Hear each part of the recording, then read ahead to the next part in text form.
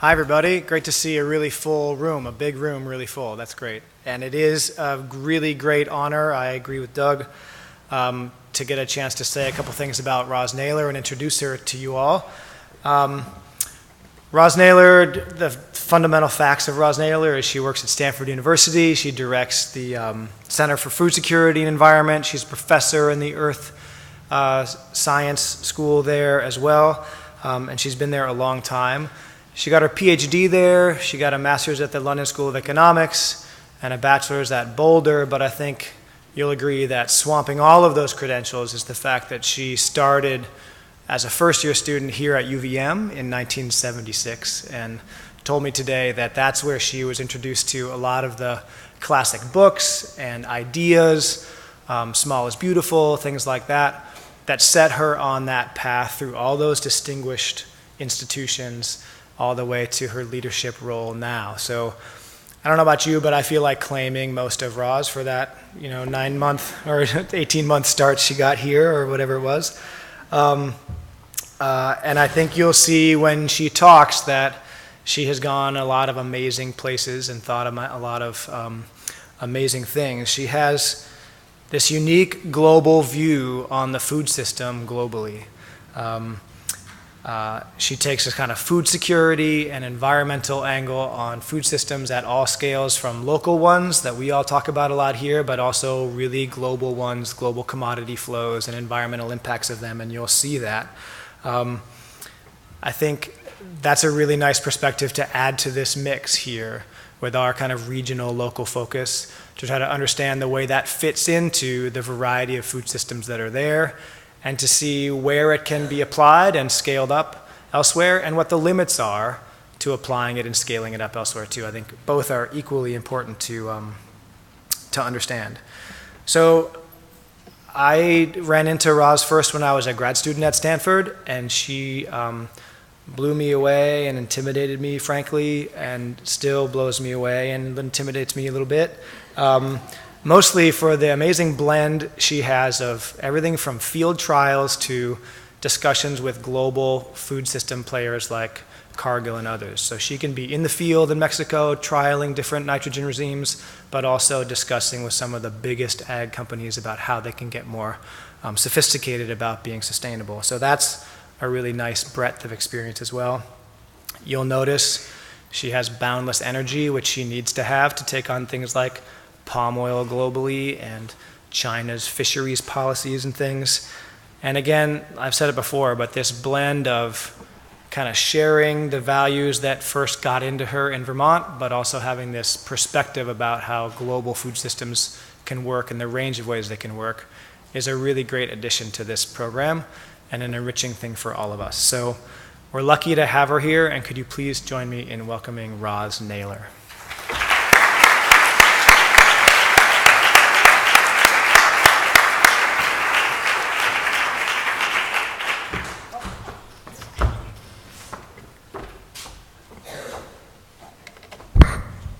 Hi, everyone. It's so great to see such a large audience here, and I'm really happy to be here.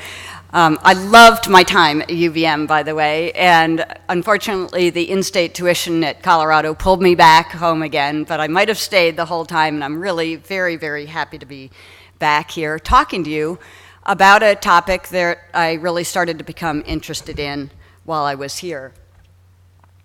So I want to talk to you today about pressing the boundaries of global food security. How far can we go? How many people can we really feed? And to set the context for this, first of all, when I arrived on Saturday, I roamed around Burlington and immediately found myself in the farmer's market here, which was so much fun. That didn't exist in 1976 when I was here.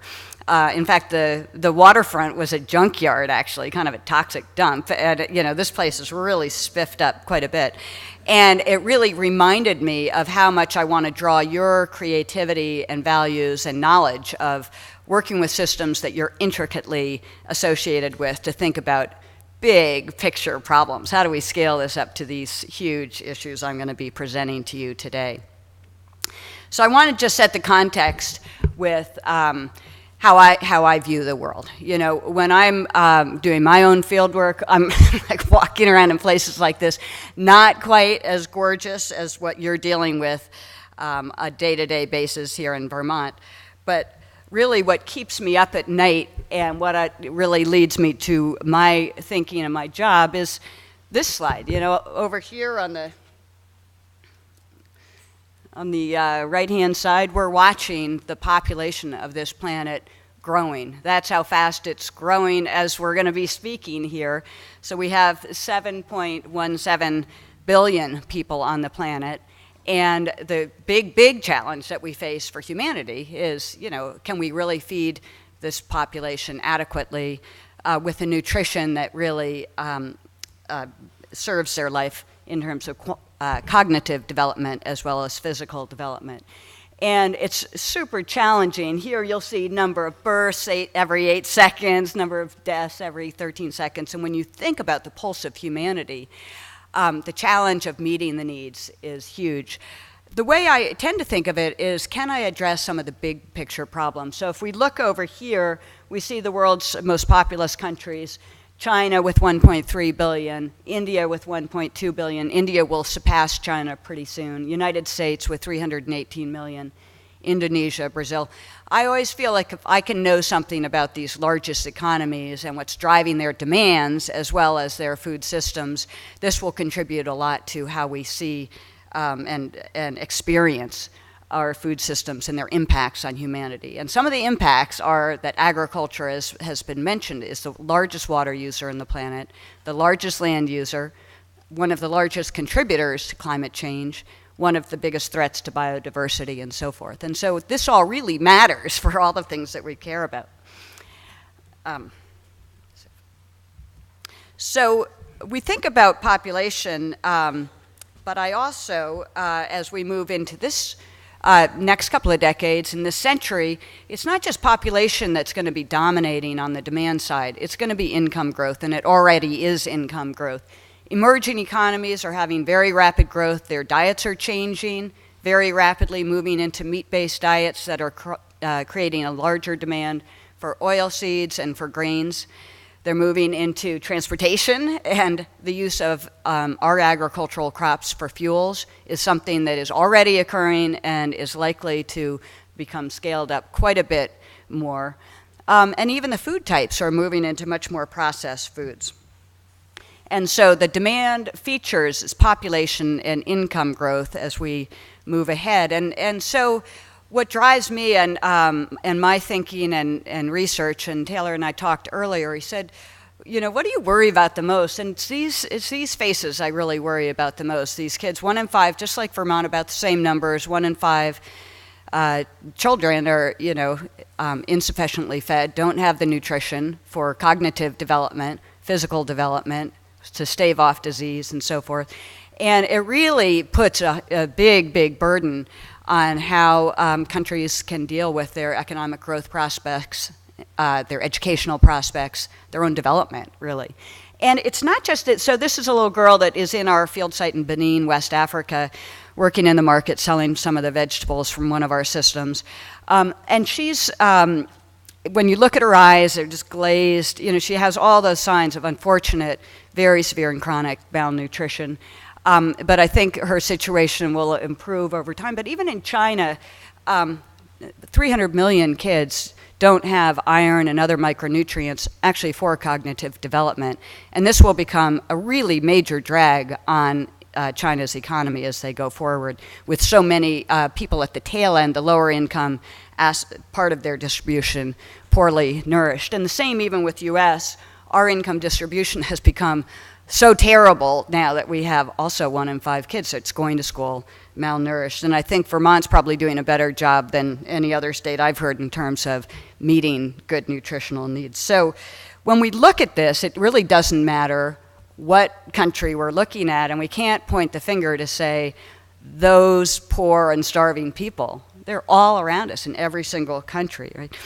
And this features into a book that will be coming out in August called The Evolving Sphere of Food Security that I've edited with a group of colleagues from Stanford University. They're all from Stanford, and the idea is that food security challenges really evolve as countries move from their very poor status to middle income to rich status, but they still remain big issues that need to be dealt with.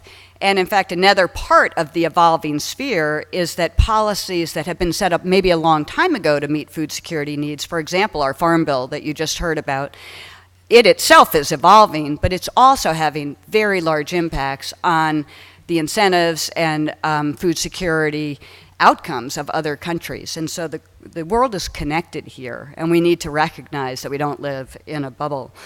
I think the more important part about the evolving sphere of food security is that the way we're looking at it at Stanford, and I think the way that you're looking at the food systems here in Vermont too, it's not just about agriculture and food. It's about energy security and water security and climate change, about environmental sustainability. It's about health and infectious disease and even national security in a lot of countries. And so how do we tie these features together? And this is the way that we're presenting it in this volume. And I actually, with talking to Doug about the great way you're conceptualizing food systems in Vermont between the different institutions, I look forward to reading your book on food systems, the evolving sphere of food systems in the future as well. But today I'm going to talk about mainly the energy, water, climate, and environment dimensions of this.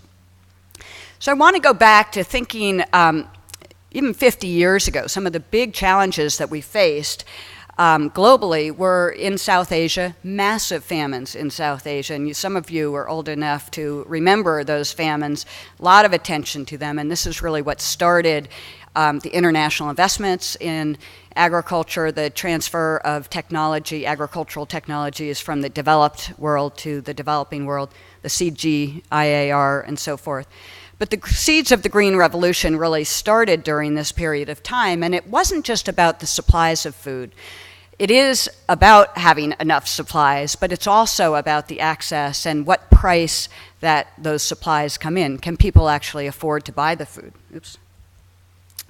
And it goes hand in hand because in most countries, and I would say in the United States as well, most of the poor people are actually in rural areas, and many are involved in agriculture for their livelihoods. So I think when I was talking to Doug in the extension system, the best innovation he had in Vermont was really thinking about extension of how can people make a livelihood in agriculture, not so much about the technicalities of nutrition, animal nutrition, or pest control. It's really how can this be a livelihood. And the Green Revolution attempted to do this. This was Norman Borlaug, for those of you who are familiar with him. He won the Nobel Prize, developed these seeds that were bred conventionally, Mendelian techniques, to take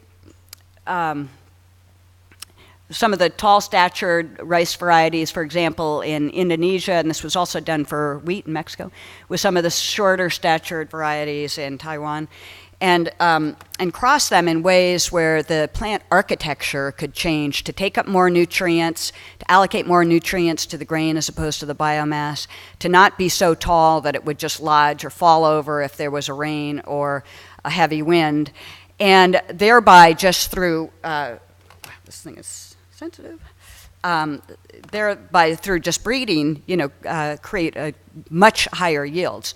It did require the use of water and of added nutrients, so fertilizer came into the question, into the equation too. And this is a shot down here below of Indonesia, which these small villages, like the small communities you might think of in Vermont, benefited enormously from a doubling or tripling of yields, and these communities were so starved by the time that this technology came in that they were literally hand harvesting each grain of rice, and so it was just becoming what was just a shared poverty equation until this technology came in. And so what's interesting about this is it's scale neutral. It could be done on very small plots and still benefit a lot of people. When you looked at what happened in terms of area versus yields in cereal production, with wheat and rice really benefiting from the Green Revolution, and corn coming more from the private sector, but also from the public sector, the area harvested went up a little bit, but never really went up very much at all, but yields more than doubled. And total production increased a lot. We grow about 2.5 billion tons of grain globally today. And so what's always interesting to me to think about is the counterfactual. You know, some people have a lot of problems with the Green Revolution, but what if it hadn't occurred? Would we have cleared off so much more land and not had that land available for ecosystems?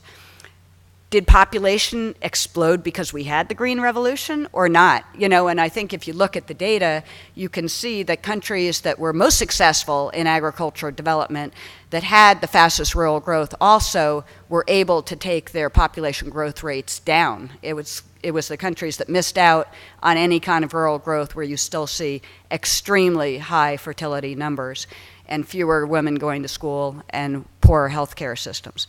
So these are the counterfactual is always something that I like to bring into the equation, especially when it's controversial or I'm feeling uncomfortable about the outcome or the debate. This is a picture in Indonesia that just shows some of the very, very intensive systems that are there right now that evolved during this whole period of the Green Revolution. And it was really policy dependent. We've heard about policy in the US, but it's policy dependent everywhere. I don't think any sector is more dominated by policy than agriculture. And if you go into a country and you don't start by really understanding what the policy context is, you're never going to understand what's happening because it's almost always a million policies overlaid. In this particular case, the Suharto regime, who was known to be very corrupt by the end of his period, started out really actually caring quite a bit about rural development and poverty alleviation and took poverty down from 80% down to 15% through this period. And so it was really interesting, whereas in India, a lot of larger farmers were subsidized and the equity implications were much worse. So it's really case by case.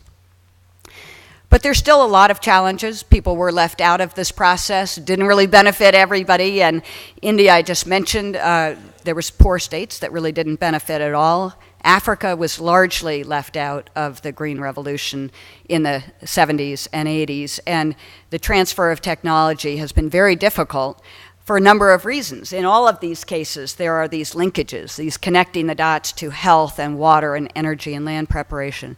For example, in India, in many cases, the health environment is just so toxic. It's very hard to not carry a very heavy infectious disease burden. And it might be because the drinking water and quality of water is so poor that even if you did have good nutrition, you can't actually retain it in your system.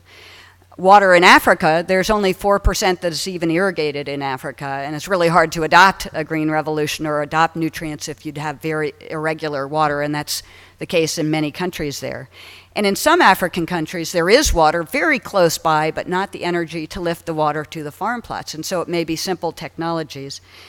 And land rights is the confounding huge issue that I see in so many countries around the world that is keeping a lot of poor people extremely poor and extremely food insecure. For those countries that did have the Green Revolution, wasn't a panacea. It didn't necessarily lead to long-run positive outcomes for everyone. You know, in India here is a lot of Sorry, I haven't mastered this computer yet.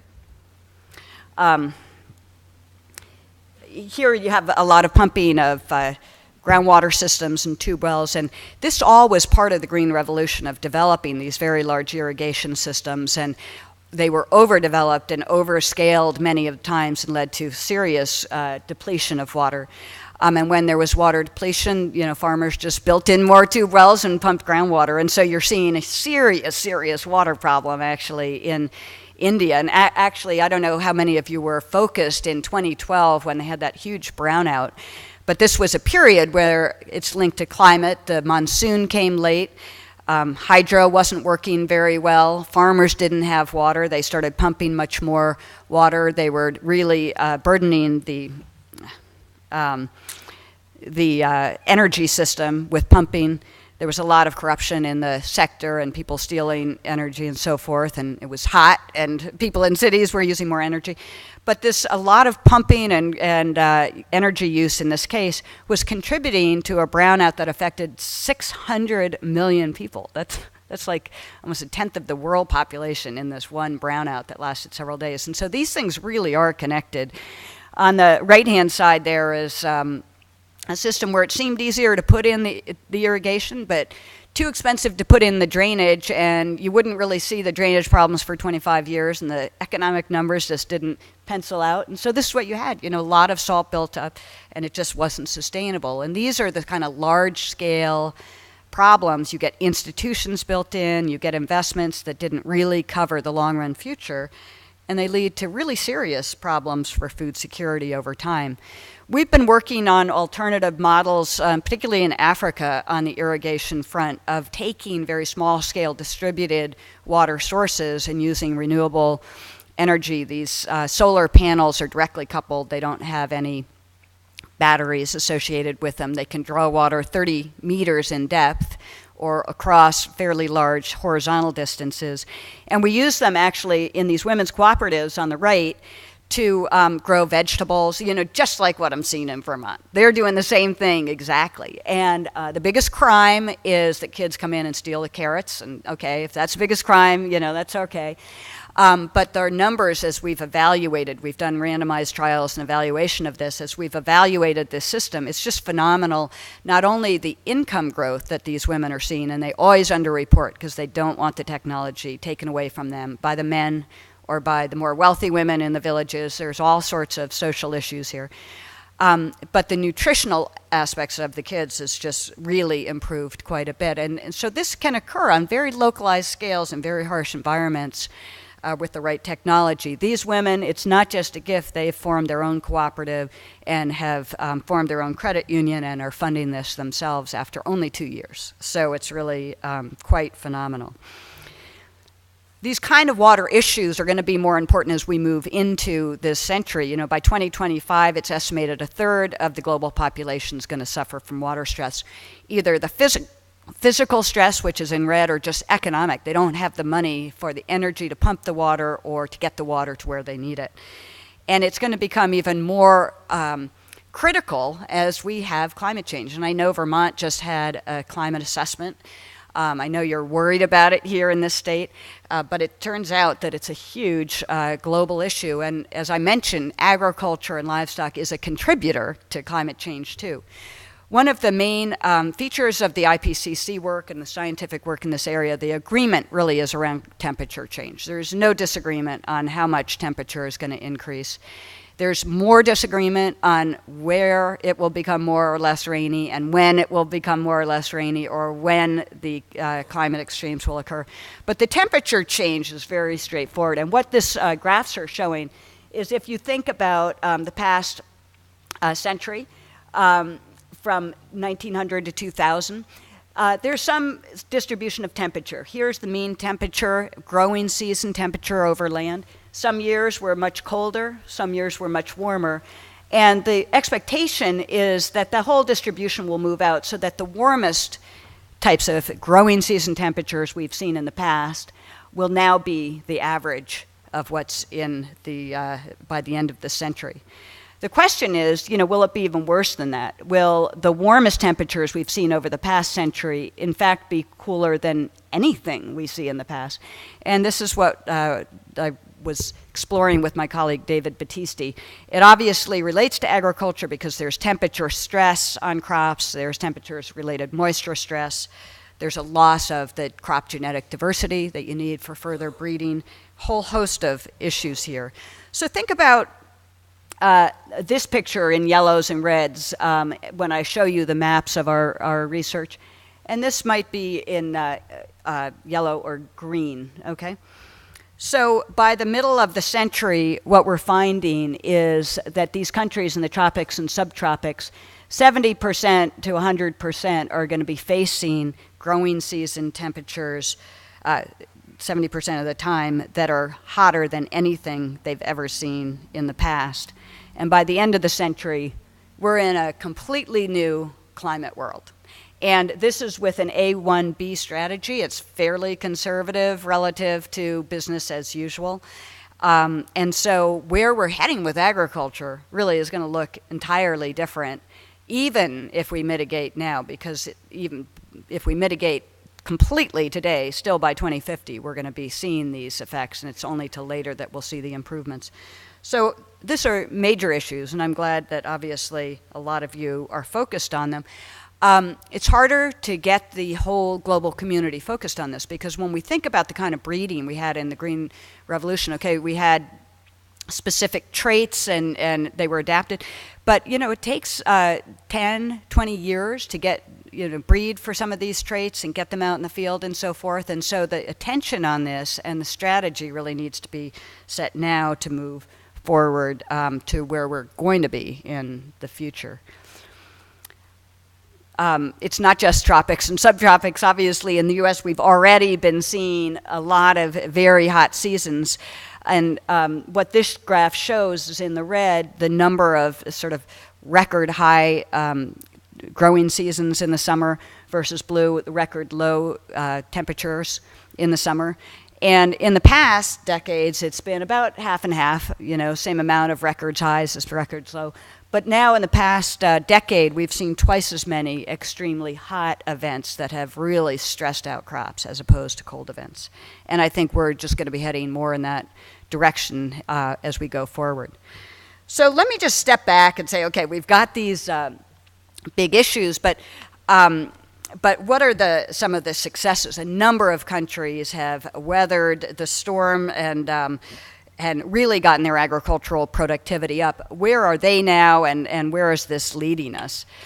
I put this in the category of agriculture's dependence on resources in the environment. There are a number of countries that move from my earlier statement of the period of 1950s from very low income now into middle income. And as they've done so, they have changing tastes, they have very intensive agriculture. Because of the changing taste, they just need to even have higher and higher productivity. China would be an excellent example of this. They're not going to back off on their staple crop productivity that feeds their livestock sector and feeds the growing demands in that country. And so you've got this situation now of water use, nutrient use, and so forth. And as we go forward, we're even going to need more of this. And so how are we going to navigate this dependence? Why does it matter? I mean, all of you probably know the answer. When you fertilize crops, especially nitrogen, only about 40%, if you're in a conventional system, is even going into the plant uptake, and about 60% is being lost to the environment in various pathways. And we see the Gulf of Mexico, the dead zones. In China, they're seeing nitrate levels in groundwater so toxic that they're having quite a few deaths and serious illnesses, as well as toxicity in their soils. And so we're starting to see the negative sustainability outcomes associated with this. And so how do you now take what was a fairly simple idea, just take a new cultivar, fertilize it, irrigate it, and you're going to get higher yields, to say now you got to manage it much more carefully. You got to put the fertilizer on just when it's needed. You have to irrigate with drip and all this kind of stuff. It's much more labor intensive, knowledge intensive, and it's going to be quite a challenge going forward with economies growing so rapidly and changing their tastes. This graph is a really striking one, and those in the back won't be able to read the top of it, but it basically is saying that over the past 50 years, the global diet has shifted dramatically, including greater amounts of major oil crops, which are the ones in blue. That's soybean at the top, and palm oil, and sunflower oil. And then much decline in some of the orange ones, which are some of the older conventional crops, cassava, sweet potato, millet, sorghum. And so as the international community is gearing up to where's the demand headed, they're gearing up towards these oilseed crops. And this is what I would call the tropical oilseed revolution. It's what I'm dealing with now as the next big revolution after the Green Revolution.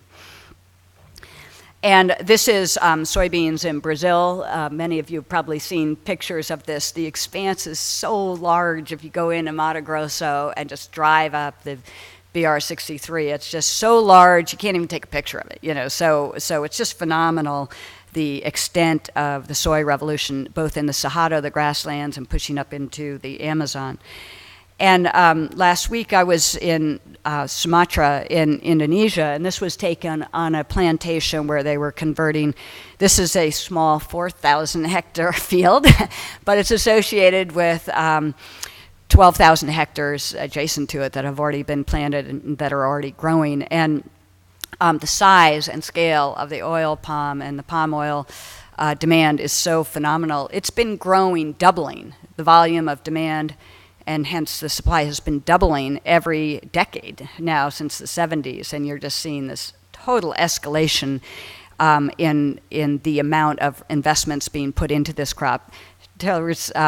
We were talking earlier, and he was saying, it's like money growing on trees, isn't it? And I said, pretty much so is what you're seeing. It's pretty easy to put this plant in the ground. Not a lot of maintenance, a perennial. It'll grow for 25 years or so until it just gets too tall to actually harvest. And not a lot of chemical inputs, actually, in these systems, quite a few labor inputs. But they yield a phenomenal amount. And in this one, in Indonesia, what's interesting from a social and food security point of view is that there is a law that says, if a company comes in and plants a large plantation, at least 20% of the land that they get a concession for has to go to smallholders. And on this particular one that I was visiting called the Handali plant, 50% was going to smallholders and 50% was going to the private sector, and so it was a much more socially oriented system, actually.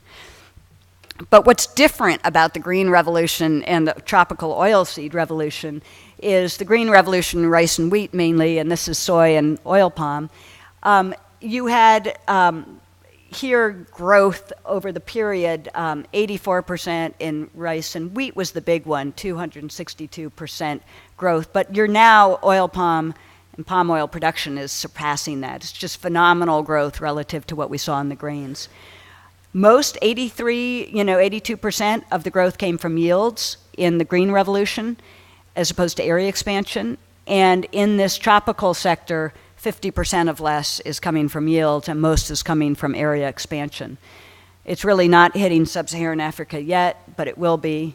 This is mostly irrigated in the Green Revolution, mostly rain-fed in this system. And the big difference in the Green Revolution was mostly smallholders, and in this new tropical oilseed, mostly large-scale farmers, big agribusiness interests.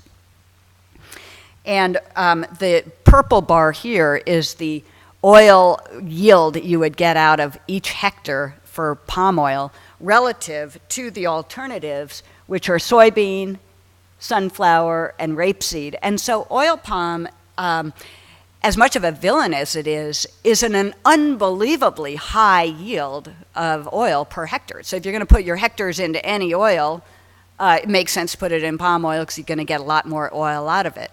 That's not how everyone looks at it, but certainly if you're going to make an investment, that's how you would be looking at it. And it's now become not only the highest yield, but it's 33% of the vegetable oils market and just gaining steam. So this is a crop that's just kind of taking over the global scene, I would say. The blue line, 7% growth in area, and the red line here is just yields not really increasing very much. They're just kind of staying constant. So you're seeing this doubling, but most from an area expansion point of view. So think about what this means in the context of climate change and so forth. You're clearing off areas, particularly rainforest areas that are already sequestering a lot of carbon. You're going to be definitely adding more to climate change. On the other hand, that may not be where all the land is being cleared. This is a big commodity. It's just you put the palm oil, what you get out of each of these seeds, you'll get meal and oil and then palm kernel oil, palm oil and palm oil meal, basically. So there's a lot of products that are coming out of this. People use it in China and India for just cooking oil, cooking all their food. Also for processed foods, the big expanding processed food industry, the cosmetic industry, a biofuel. It could definitely be used directly if the economics were right for a biofuel, for lubricants in your car. I mean, it's just a basic commodity. It's in everything we do, right? So from an investment point of view, it makes a lot of sense, and the demand is so high in India, China, Indonesia, and Europe. Europe is changing the cards because they say, we don't want to buy any of this stuff if it's coming from rainforests that are being cleared and from environmentally unsustainable practices. And so they're they're in the game, but what about China and Indonesia? Won't there just always be this other market? And that's one of the big challenges, I think, that we face in trying to get a sustainable approach here for this particular crop. This was the area where I saw some of the clearing. And in the back forest, it's not actually classified as forest land. It's kind of shrub and old eucalyptus, smallish eucalyptus trees. A closer up view would look like this. So this is a lot of the land. It's not all big, old, pristine forests, actually. And some of it is also degraded lands that had been in transmigration policies and programs and other things. So on the balance, if you plant palm oil in degraded land or in a land that has been kind of converted in, is just a shrub or grassland, will you get more carbon sequestration or less? I mean, these are all the debates, the numbers that are going around. Colombia has a huge program in palm oil now on degraded pasture, of which they hope to have more carbon sequestration and use it in their climate discussions as a carbon sequestration, and use the palm oil as a biofuel predominantly. And so you can take your imagination of where this all goes. I got actually more worried on my last trip, not just about the land clearing, because I didn't see it going necessarily into new rainforests. I saw it going into these other sorts of systems. But land rights were being definitely threatened. This is a Dayak man. Dayaks are being, their land rights in Malaysia are basically being relinquished. They are putting in all sorts of legal battles in courts that they're actually winning right now. So who owns the land, the state versus the customary, is a huge, huge issue in most of these areas. And when you look at area changes over time, what this is showing is the top is oil palm. This would be starting at 2000. Where are the fastest growth in area? Oil palm, soybeans, cocoa beans, and sugar at the top. Rice and wheat are down here. And so my colleagues, Jimena Ruda and Eric Lambin, in the book that I mentioned, have said, there's really no trade-off between food security and environmental conservation. There's only a trade-off between feeding the poor and meeting the food desires of consumers in rich countries and emerging economies. And so we're now into a larger ethical debate on what is all this crops being used for. I like to think about the food security outcomes, and I'll wrap up the talk on some of these outcomes in just a minute. But this is a picture I took when I was in Indonesia, and what I was most struck by actually in my visit was how much employment was being generated. And for those who had been either able to be on the 2-hectare parcel smallholder lands or employed for a period of time, how much better actually their livelihoods were than when I used to work in Indonesia in the 80s. And some of these farmers that now have the 2-hectare plots are sending their kids to college. They form new banks to protect each other in the community. So if you thought about your community vision in Vermont, this is an area where palm oil has a comparative advantage, and they're using it to build their communities and their education and stuff too. And so it's not 100% negative on that score, and it's complicated for sure with the land rights and the employment and the incomes. The conservation outcomes are also complicated but really intriguing. So I visited one of the Cargill sites, and they have been absolutely battered by the NGO community, and you guys can take some credit for that. And it's a good thing, actually, that they're being challenged. I mean, I think that they have felt that what they want to be doing in this sphere is being certified by the Roundtable of Sustainable Palm Oil, but that's a low-angle sustainability certification. There are several that are much more stringent that they're also being certified by, and they're having all of their smallholders also become certified and paying the higher cost to be just squeaky clean. And so it's pretty interesting to see some of these companies trying to work in that sphere. And so this gray zone of where we think and actually Seema Darby is actually in that same one, and Wilmar is wanting now to gain the comparative advantage of being in that sphere too. And so do you trust these companies? Do you work with them? Do you call them all villains? These are interesting dilemmas, because if these particular companies go, there are a whole host of rogue enterprises that are happy to walk in and take the land and do it in a much less good way. And so I'm finding this huge gray zone of which we could all be participants, actually. Many are looking for the next frontier, which is going to be heading towards sub-Saharan Africa, and this is in Liberia, where there's probably quite a bit of forest clearing. The governance issues are huge. And will it become a development tool? Will it just become a rapacious test on their resources? I think this is one to watch, actually, in Africa now. Ironically, oil palm started, and its origin is in Africa. So will the bubble palm oil burst? So many people are into this. If the whole thing bursts, all this employment benefits and everything goes down, even for these smallholders, and they're really out of luck.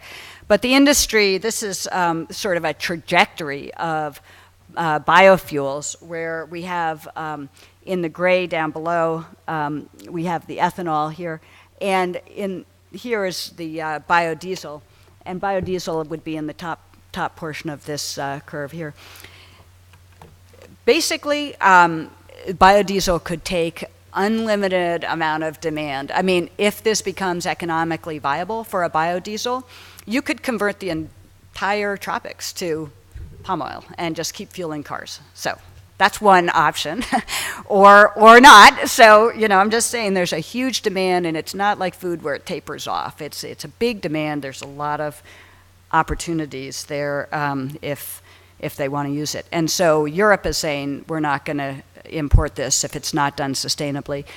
But I don't think China's going to say that, and I don't think India's going to say that. I'm not sure Indonesia's going to say that. And so these are really critical. How do you get this value system embedded into these other countries? In Brazil, the deforestation has been going down. Some people have recently told me this is shooting up again, but there have been big land use policy on getting it down, and a lot of monitoring on their forest code.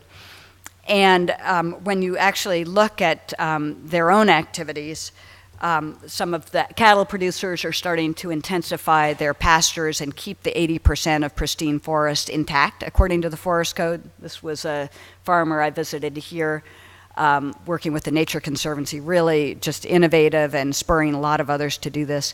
In the pasture land that has been abandoned, you're seeing a lot of oil palm going in. Now, is this a net carbon sequestration or not? And then you have in Brazil this soy that is just very, very expansive. Often, this is mainly soy meal for animal feeds, and then some oil. A lot of this is going to China as well as the EU. And so with soy, of course, you're going to ask, what's the role of GMOs? How are we thinking about GMOs on the global scale? Brazil is thinking, if I'm going to ship it to Europe, we're not going to have, GM soy because they're not going to import it. Would China say the same? Interestingly, China is starting to get super nervous about GMOs and doesn't want to import it. So it'll be interesting to see how GMOs differs from some of these other sustainability issues that we're seeing. And the other note on GMOs in the climate domain is when we talk to companies actually trying to breed for heat tolerance and drought tolerance. It's a quantitative trait that involves many genes. Almost surely the companies are going to come with a genetic modification, not a long-term breeding strategy for that. So that's definitely going to be coming down the road. I want to end with just some perspectives. We often think of food security as meeting basic needs, which is really the key point. But when you get out into the world, like so many of you do, it's really also about seizing these economic opportunities that are out there, and where are the big demands, and how can these markets be met. And I'm setting up a little bit context for the speakers tomorrow.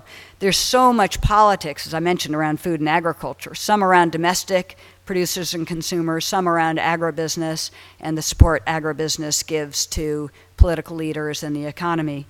And the role of NGOs is really robust. I just happened to notice, driving around Vermont this weekend, how many little NGOs are dotted around these little towns. So obviously working. Then I looked it up, 3,600 NGOs working internationally and nationally. And you guys are contributing, actually, to some of the pressure that's being placed in a really, I think, a positive direction here. One of my colleagues noted in the land use change, when they looked at the globalization, though, of supply chains and the changing demands, they said this really makes possible the ironic result in a world where in 2010 to 2012, some 1.5 billion overweight and obese people shared the planet with almost 1 billion who were chronically undernourished. Did our modern food system destroy our tropical ecosystems and contribute to obesity in wealthy emerging economies without feeding the hungry? And what they're looking at is palm oil, sugar, meat demand, and feed demand for meat and so forth. And so this is something we're interested in a global context. Rethinking these food systems in a resilience sort of framework of how to increase the diversity of our foodstuffs. You're doing it here at this small scale, which is awesome, but how do we get it in these large scale systems I'm talking about? When you fly into Malaysia, you just see palm oil forever. Like, it's just incredible. It's only palm oil. And there's no other agricultural systems really there.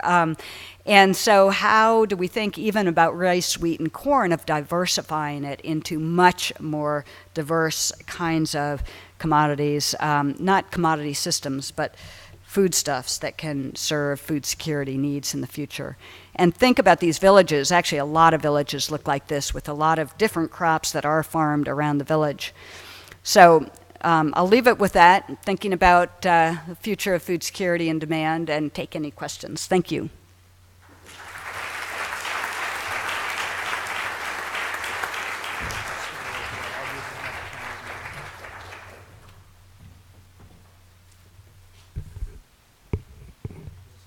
On? Yep. Okay. Thank you. If you have questions, there are microphones at either side. We have about 10 or minutes or thereabouts to answer any questions. So if you do have a question, please stand up and go use the mic, because it's going to be too hard to hear you in this room. So I don't see a big rush to the mics. There we go. There we go. I always know, if you give a little bit of silence, everyone gets uncomfortable and they go. Hello. Hi, so I'm Taylor Ricketts. You all saw me. I just have a simple question. They've grown palm oil for a long time in small amounts. Why has the explosion happened now? They've grown palm oil for 30, 40 years in various places. Why did it suddenly get big now? Yeah, well, part of it, that's a good question. I mean, it has been doubling in volume every decade since the 70s, so it's been increasing, and it's going especially into processed food commodities. That's a big part of it. And it's also going into, there's changing demographics in China and India and Indonesia, the three largest demanders for oil palm, in terms of cooking foods that's much beyond their sort of narrow staple grains, into much more urbanization, street food, other kinds of foods in restaurants, and even at home. It's become a commodity that is much more widely used. Now, if you look at the policy context, because Indonesia is one of the leading consumers, the Indonesian government, wanting to stimulate the rural economy and wanting to stimulate oil palm production, actually took off earlier subsidies that they had on coconut oil, and basically through policy incentives brought down the coconut business and provided incentives for the oil palm business, and it really shot up there. And then Indonesia also started to become an exporter. So it's interesting that there's some policy aspects to this too that are associated with rural development in Malaysia and also in Indonesia. Those two countries actually make up 85% of production right now. And then the expense of palm oil relative, it's much cheaper than some of the other oils. So it's much cheaper for the Chinese and India. India actually has a tariff on it, but it is cheaper in the international market than some of these other oils as well. So all of those features, it's now demand's creating its supply is creating its own demand and vice versa. Chicken and the egg, right?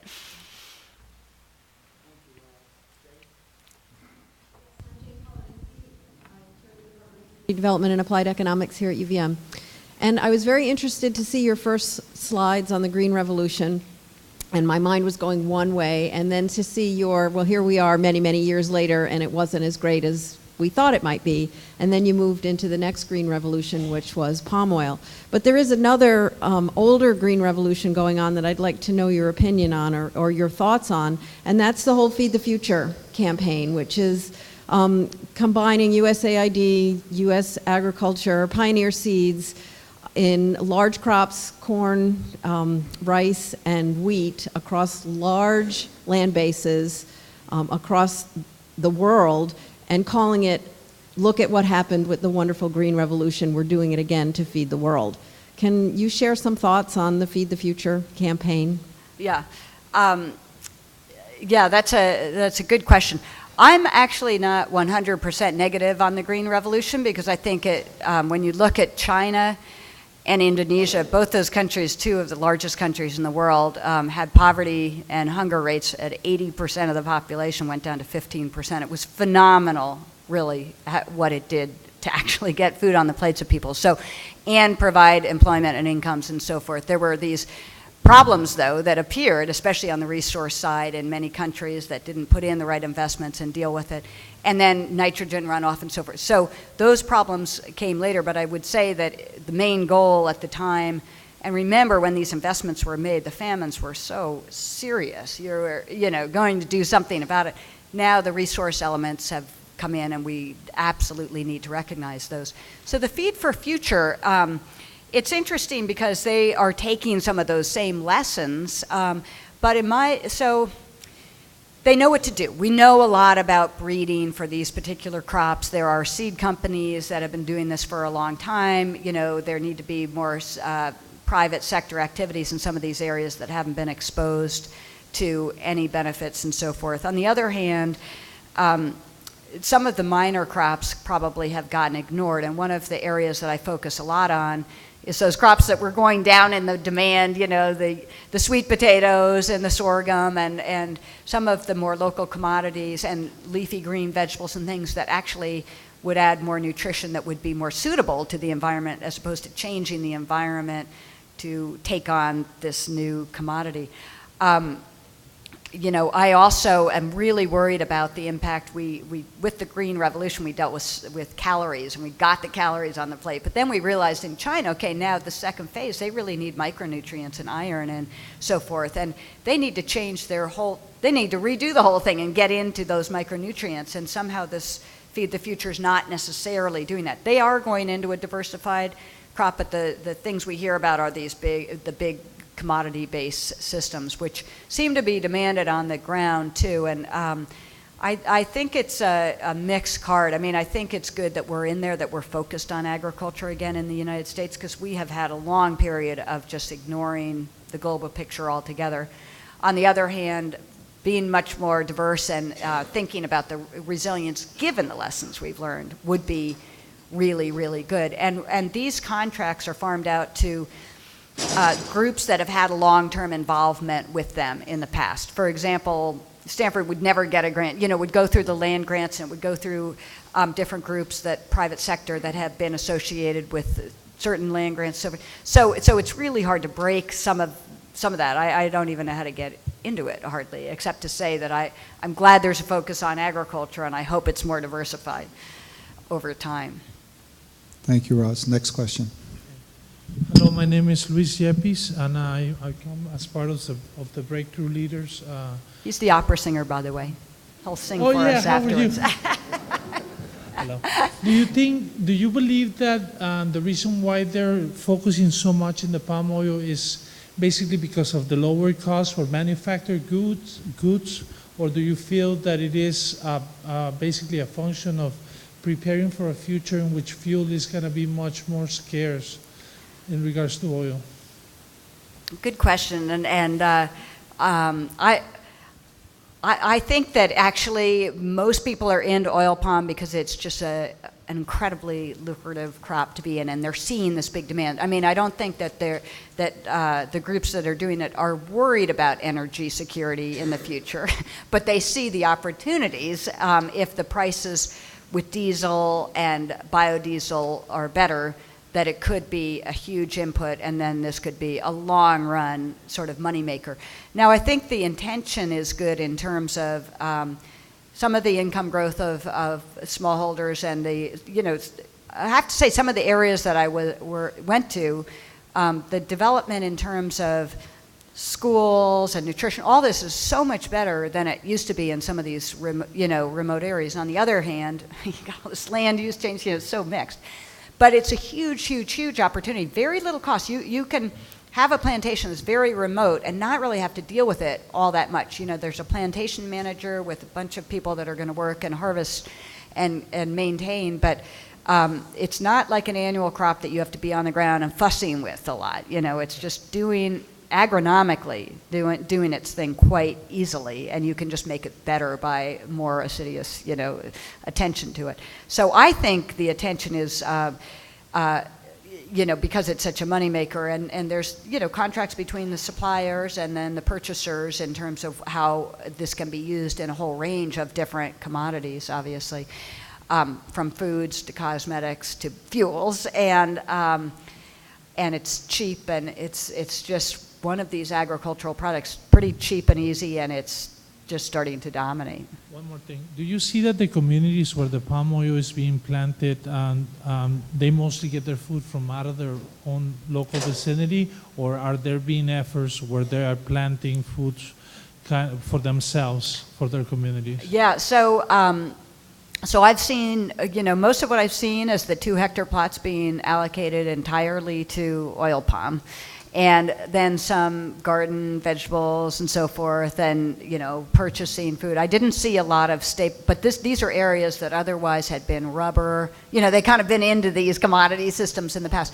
It really differs from, say, the Dayak communities that had saved large areas for hunting and fishing and so forth.